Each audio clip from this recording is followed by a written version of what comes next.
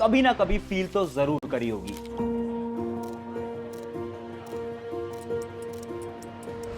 ये एक ऐसा टाइम होता है ना जब क्लास के अंदर आपके टीचर कुछ ना कुछ पढ़ा तो जरूर रहे होते हैं, बट आपका ध्यान बिल्कुल भी वहां पर नहीं होता। आपके दिमाग में तो कोई और एक ऐसा इंसान चल रहा होता है जिसको कि आपने अपनी पूरी की पूरी दुनिया मान लिया होता है। वही इंसान जिसके एक मैसेज से आपका पूरा का पूरा मूड बदल जाता है। एक ऐसा इंसान जिसके मैसेजेस का आप सुबह से लेकर शाम तक वेट करते हो।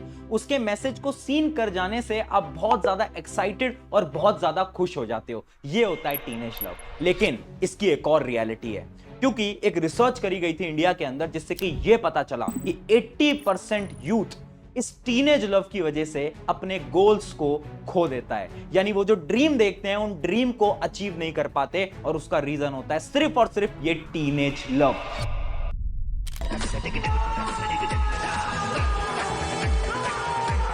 यानी बहुत सारे सवाल आ जाते हैं अब दिमाग के अंदर, ये जो टीनेज लव है क्या ये सच में सही है या फिर एकदम गलत, और क्या ये सच में प्यार है या फिर दिमाग का कोई धोखा या फिर सिंपल सा एक अट्रैक्शन, और अगर ये गलत है ना तो इससे बाहर कैसे निकला जाए, इसके सॉल्यूशंस क्या हैं। तो चलिए आज समझते हैं the science behind teenage love. मुझे लगता है जो टीनेज लव होता है ना, जो बचपन वाला प्यार होता है, उसमें इमोशंस पहले आते हैं, लॉजिक बाद में आता है। बहुत सुंदर। और जब बड़े हो जाते हैं तब लॉजिक पहले आता है, इमोशंस बाद में आता है।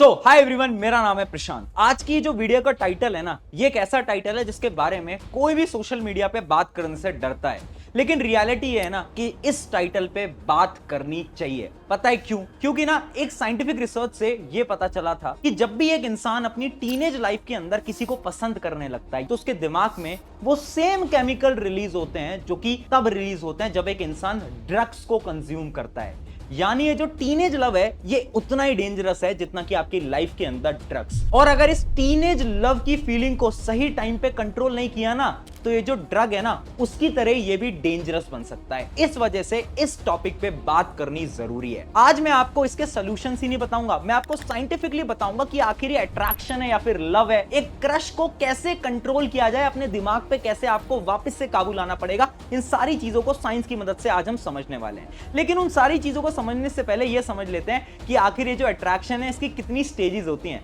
तो बेसिकली इस पूरे अट्रैक्शन की 5 स्टेजेस होती हैं। सबसे पहला होता है स्टेज नंबर 1, नॉर्मल अट्रैक्शन। यानी सबसे पहले ना आपको वो जो इंसान है सामने वाला, उसकी कोई छोटी सी चीज बहुत ज्यादा अच्छी लगने लगेगी। आपको ऐसा लगेगा कि यार ये तो दुनिया का सबसे बेस्ट इंसान हो सकता है आपके लिए। उसके बाद स्टार्ट होती है स्टेज नंबर 2, ऑब्सेशन। और यहीं से ही चीजें थोड़ी बहुत गड़बड़ होने लगती हैं। यानी इस स्टेज के अंदर ना आपको उस इंसान से ऑब्सेशन होने लगता है, यानी वो इंसान आपको इतना ज्यादा पसंद हो जाता है कि आप चाहते हो कि आप अपनी जिंदगी का पूरा समय उस इंसान के साथ पास कर पाओ। उसके बाद आप मोबाइल फोन्स देखने लगते हो, आप उनके मैसेजेस का वेट करने लगते हो। अब ये देखने लगते हो कि आखिर वो कब आएंगे, आपसे मिलेंगे और कब आपसे बात करेंगे।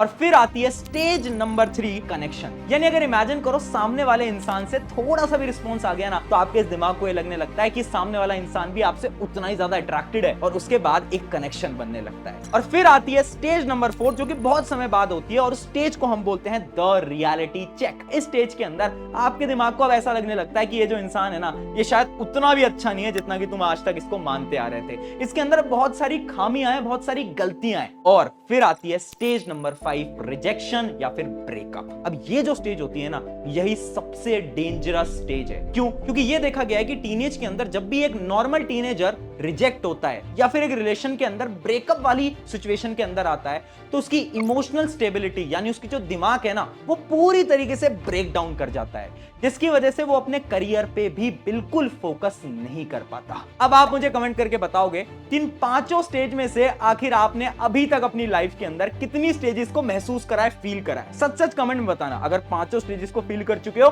तो कमेंट में 5 भी अभी वीडियो को पॉज करके जरूर लिखना। अब देखो सवाल ये आता है कि ये जो 5 स्टेजेस हैं आखिर टीनेजर्स के साथ ही क्यों हो रही हैं? एक मैच्योर इंसान जो कि 25-26 साल का है उसके साथ तो प्रॉब्लम होती नहीं है, सिर्फ और सिर्फ टीनेजर के साथ होती है। और ये तो एक साइंटिफिक स्टडी भी बताती है कि हर 4 में से 3 टीनेजर इन 5 स्टेजेस को फील करते हैं। और अगर आपको बिलीव नहीं होता तो अभी वीडियो का कमेंट सेक्शन जाके भी तुम देख सकते हो। अब इसी की पीछे की साइंस मैं आपको बता देता हूं कि ये जो 5 स्टेजेस है ना, इसके पीछे भी 5 साइंटिफिक रीजन है। Scientific reason number 1, developing brain. अब देखो यार, जब एक इंसान टीनेज लाइफ के अंदर होता है तो उसका जो दिमाग होता है वो डेवलप कर रहा होता है, और दिमाग का एक पोर्शन होता है जिसको हम बोलते हैं प्रीफ्रंटल कॉर्टेक्स। ये जो पोर्शन होता है ना, ये थिंकिंग पार्ट होता है आपके दिमाग का, यानी जो भी आप डिसीजन लोगे वो यही पार्ट आपको बताएगा। अब प्रॉब्लम ये आती है ना कि इस समय पर ये पार्ट धीरे धीरे डेवलप हो रहा है, जिस वजह से अगर आपको कोई भी इंसान थोड़ा सा भी पसंद आएगा ना, तो इस दिमाग को ऐसा लगेगा कि ये इंसान तो बहुत अच्छा है। और यहीं से स्टार्ट होती है आपकी स्टेज नंबर 1, जो कि है अट्रैक्शन, यानी आपको इंसान बहुत अच्छा लगने लगता है और आपके दिमाग से कुछ केमिकल भी रिलीज होते हैं, जिन केमिकल को हम बोलते हैं डोपामिन, जिसकी वजह से आप धीरे धीरे ऑब्सेस्ड होने लगते हो। अब आता है रीजन नंबर 2, इमोशनल ब्रेन। अब देखो, उस समय पर जो हमारा ब्रेन होता है टीनेज के टाइम पे, वो बहुत ज्यादा इमोशनल है, और हमारा ब्रेन ना हमारी बॉडी के एक पार्ट से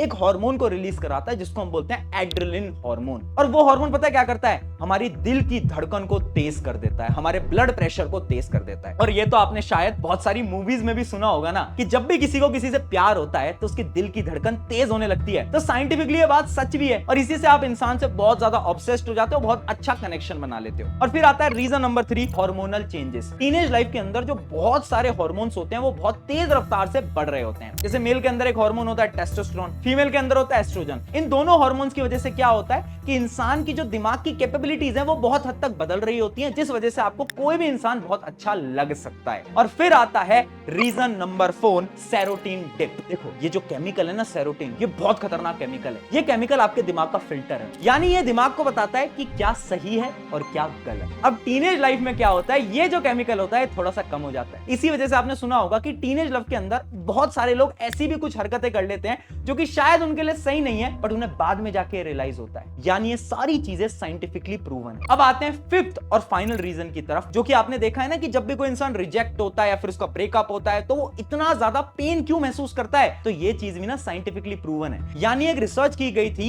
एक यूनिवर्सिटी की तरफ से, जिस यूनिवर्सिटी का नाम था येल, और उन्होंने ये बताया कि एक टीनेजर जब भी एक ब्रेकअप को फेस करता है तो उसके दिमाग के अंदर 25 से 30% ज्यादा पेन महसूस होता है as compare to a mature person. अब यहां पर सवाल ये उठता है, अगर ये सारी चीजें हमारा दिमाग का गेम है तो क्या टीनेज लव, टीनेज अट्रैक्शन सही है भी या नहीं? तो वो भी मैं आपको बताऊंगा, टेंशन मत लो। लेकिन उससे पहले ये समझ लेते हैं कि क्या ये सच में प्यार है जो कि तुम्हें हुआ है, या फिर ये तुम्हारे दिमाग का कोई छोटा सा खेल है। इसी को समझते हैं एक टेबल की मदद से। टेबल के कुछ कॉलम्स बनाते हैं, जैसे कि पहला कॉलम है ड्यूरेशन। अब आपको ये सोचना है कि ये जो अट्रैक्शन है आपको कितने समय से हो रहा है। क्या ये अट्रैक्शन कुछ हफ्तों से हो रहा है या फिर कुछ महीनों से हो रहा है? अगर हफ्तों से हो रहा है यानी ये आपके दिमाग का खेल है, और अगर कुछ महीनों या कुछ सालों से हो रहा है यानी शायद हो सकता है कि आप सच में किसी के साथ प्यार में हो। उसके बाद बात आती है सेकंड, जो कि है अट्रैक्शन। सामने वाले पर्सन की क्या चीज आपको अट्रैक्ट करती है? क्या उसके लुक्स आपको अट्रैक्ट करते हैं? अगर हाँ तो ये दिमाग का गेम है, और अगर उसकी पर्सनालिटी आपको अट्रैक्ट करती है तो ये लव हो सकता है। फिर आती है तीसरा कॉलम, इमोशनल स्टेट। यानी जब भी आप उस इंसान के साथ रहते हो तो आपकी इमोशनल स्टेट कैसी होती है? क्या आप अचानक से खुश होते हो, कभी आप अचानक से दुखी हो जाते हो? क्या वो रोलर कोस्टर की तरह होता है क्या? अगर ऐसा है तो ये दिमाग का गेम है, सुधर जाओ अभी भी। और अगर ऐसा नहीं है तो इसका ये मतलब है कि शायद वो लव हो सकता है। एंड फाइनल कॉलम इसका जो बन के आता है वो ये है कि बात करने का आपका स्टाइल कैसा है। क्या आप सेल्फ सेंटर्ड हो, यानी आप खुद के बारे में सोच रहे हो यार मैं इसको कैसे इंप्रेस करूं या फिर ये मुझे कैसे इंप्रेस करे? अगर ऐसा है तो इसका साफ मतलब है कि ये ब्रेन का गेम है। बट अगर आप सामने वाले की खुशी के लिए उससे बात कर रहे हो तो इसका ये मतलब है कि शायद ये लव हो सकता है। यानी इस चीज से आपको ये तो क्लियर हो गया होगा कि ये क्रश है या फिर ये लव है। अब ये आपको सोचने की जरूरत नहीं है, पर सवाल फिर भी वही उठ के आता है, चाहे क्रश हो, चाहे लव हो, चाहे अट्रैक्शन हो, क्या ये सच में सही है भी या नहीं? तो ये अब ये आंसर तुम खुद दोगे। मैं आपसे पूछूंगा 5 सवाल और आपको उन सवालों के आंसर देने। अगर आपका आंसर यस है तो आप खुद को एक एक पॉइंट देते चलना। पहला सवाल अब मैं आपसे पूछता हूं, क्या आप उस इंसान से अट्रैक्टेड होने की वजह से अपने गोल से डिस्ट्रैक्ट हो रहे हो? क्या आप अपने सपनों से डिस्ट्रैक्ट हो रहे हो? अगर ऐसा है तो यस लिखो और खुद को 1 पॉइंट देना। सेकंड क्वेश्चन, क्या उस इंसान के रिप्लाई ना आने पे आप बार बार मोबाइल चेक करते हो? क्या आप इंसान के रिप्लाई का वेट करते हो पूरे दिन भर और आप बार बार नोटिफिकेशंस को देखते रहते हो कि उसका रिप्लाई आया या नहीं आया? अगर ऐसा है तो खुद को 1 पॉइंट देना और यस भी लिखना। थर्ड क्वेश्चन, क्या तुम बार बार खुद पे सेल्फ डाउट करते हो? यानी अगर उस इंसान का रिप्लाई नहीं आ रहा तो खुद पे तुम सेल्फ डाउट करने लगते हो कि क्या मैं सही हूं भी या नहीं हूं? क्या तुम ऐसा फील करते हो? अगर है तो यस लिखना और खुद को एक और पॉइंट देना। क्वेश्चन नंबर 4, क्या उस इंसान से अगर तुम्हारी बात हो जाए तो तुम्हारा दिन बहुत अच्छा जाता है, और अगर उस इंसान से किसी दिन बात अगर गलती से नहीं हुई तो तुम्हारा दिन बहुत बेकार जाता है। और फाइनली, क्या तुम्हारे लिए वही इंसान सबसे इंपॉर्टेंट है? यानी क्या तुमने उसी इंसान को अपनी पूरी जिंदगी मान लिया है? क्या तुम्हारे पेरेंट्स जो कि बचपन से तुम्हारे साथ थे, अब उनकी वैल्यू तुम्हारी लाइफ में नहीं है, और सबसे इंपॉर्टेंट तुम्हारे लिए क्या वही इंसान बन गया है? अगर ऐसा है तो एक और बार यस लिखना और खुद को पॉइंट देना। अब इन 5 क्वेश्चंस में से जिसका ये जो स्कोर है वो 2 से ज्यादा आया है, इसका ये साफ मतलब है अभी भी समय है कि आप इस अट्रैक्शन को खत्म कर दो, क्योंकि ये जो अट्रैक्शन है आपके लाइफ के लिए, आपके गोल के लिए बहुत ज्यादा खतरनाक हो सकता है। अब सवाल ये है कि इस अट्रैक्शन को खत्म कैसे किया जाए, वही तो सबसे बड़ी प्रॉब्लम है। टेंशन नॉट, आज मैं आपके लिए 5 सिंपल सॉल्यूशन भी लेकर आया, तो सॉल्यूशन सुनना और अप्लाई करना। Solution number 1, cognitive reprogramming. बहुत मुश्किल टर्म लग रही है बट बहुत सिंपल है। देखो, एक रिसर्च करी गई थी जिस यूनिवर्सिटी से हमें यह पता चला कि एक जो हमारा दिमाग है ना, वो कैसे सोचता है। हमारे दिमाग के अंदर जो इमेज है क्रश की, यानी हमारे अट्रैक्शन की, वो बहुत अच्छी है। हमारे दिमाग को ऐसा लगता है कि जो हमारा क्रश है ना, दुनिया का सबसे अच्छा इंसान है, और जब भी आप उसके बारे में सोचते हो ना तो आपके दिमाग में केमिकल रिलीज होगा, डोपामिन, जिससे कि आपका बार बार मन करेगा कि उस इंसान के बारे में सोचो, उनसे बात करो, उनसे मैसेजेस से रिप्लाई करो। अब ट्रिक क्या है कि हमें इसका एकदम अपोजिट करना है। अब आपको यह सोचना है कि उस इंसान के अंदर बैड क्वालिटीज क्या हैं, और जब भी आपको उस इंसान के दिमाग के थॉट आ रहे हैं ना कि यार वो क्या कर रहा होगा, क्या कर रही होगी, तो आपको खुद से वही सारी बैड क्वालिटीज बोलनी है। अब इससे क्या होगा, जब हम बार बार उन बैड क्वालिटीज को दोहराएंगे ना, तो हमारे सबकॉन्शियस माइंड में ये पॉइंट चला जाएगा कि वो जो इंसान है वो उतना भी अच्छा नहीं है जितना कि हम मान रहे हैं, जिससे कि धीरे धीरे ये जो अट्रैक्शन है वो एकदम खत्म हो जाएगा। ट्राई करके देखना। फिर आता है solution number 2, no free time.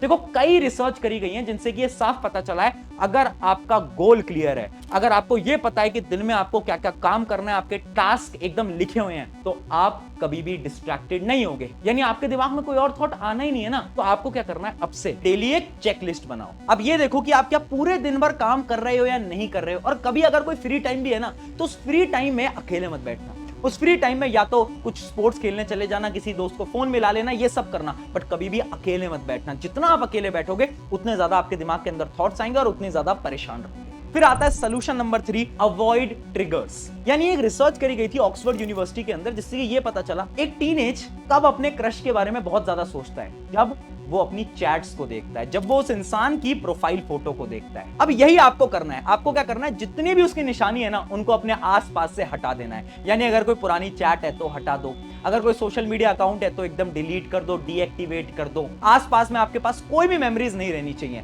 अगर आप सारे ट्रिगर पॉइंट्स को हटा दोगे ना, तो आप देखना कुछ समय में इस दिमाग को याद भी नहीं रहेगा कि आपकी लाइफ में ऐसा भी कोई इंसान था। फिर आता है 4th नंबर का पॉइंट, 10 मिनट डिले टेक्निक। देखो, जब भी आपके दिमाग में थॉट्स आ रहे हैं ना, और आपका दिमाग आपसे कह रहा है यार एक बार मोबाइल फोन देखते हैं, चलो उसका मैसेज आया है नहीं आया ये चेक करते हैं, तब आपको खुद से बोलना है सिर्फ 10 मिनट और। यानी सिर्फ 10 मिनट और पढ़ाई कर लेते हैं, फिर जो भी आप काम कर रहे हो वो कर लेते हैं, 10 मिनट के बाद ना मोबाइल फोन चेक करेंगे। अब साइंस ये बोलती है, अगर आप 10 मिनट तक अपने डिस्ट्रैक्शन को कंट्रोल कर लेते हो, तो 10 मिनट के बाद वो डिस्ट्रैक्शन ऑलमोस्ट खत्म हो जाता है। And final and the most important step, what is important for you. देखो दोस्त, एक बड़े भाई होने के नाते तुम्हें मैं एक चीज बता रहा हूं कि जब भी तुम डिस्ट्रैक्टेड हो रहे हो, तुम्हें ऐसा लग रहा है कि यार ये चीज तुम्हारे लिए सही नहीं है, तो उसी समय पर खुद से पूछना, मेरे लिए इंपॉर्टेंट क्या है आज, मेरे लिए इंपॉर्टेंट क्या है। क्या आज तुम्हारे लिए इंपॉर्टेंट वो इंसान के मैसेजेस हैं, रिप्लाईज हैं, या फिर तुम्हारे लिए इंपॉर्टेंट है तुम्हारी पढ़ाई, तुम्हारा करियर, तुम्हारा गोल? आंसर खुद ब खुद तुम्हारे सामने आएगा। तो जब भी डीमोटिवेटेड हो रहे हो, जब भी दिमाग में बहुत सारे थॉट्स आ रहे हैं, खुद से पूछो ना, आज तुम्हारे लिए क्या इंपॉर्टेंट है। आई होप इन 5 टिप्स की मदद से आपको सारे सोल्यूशन मिल गए होंगे आपकी सारी प्रॉब्लम के बारे में। अगर ये वीडियो अच्छी लगी, अपने दोस्तों के साथ जरूर शेयर करना। हर एक टीनेजर के पास ये वीडियो जरूर जानी चाहिए, क्योंकि ये एक ऐसी प्रॉब्लम है जिसके बारे में कोई भी बात नहीं करता। बट आई होप मैंने आपको साइंटिफिकली पूरी डिटेल में आपको सब कुछ समझा दिया होगा। शुक्रिया एवरीवन, मेरा नाम है प्रशांत, मिलते हैं किसी नेक्स्ट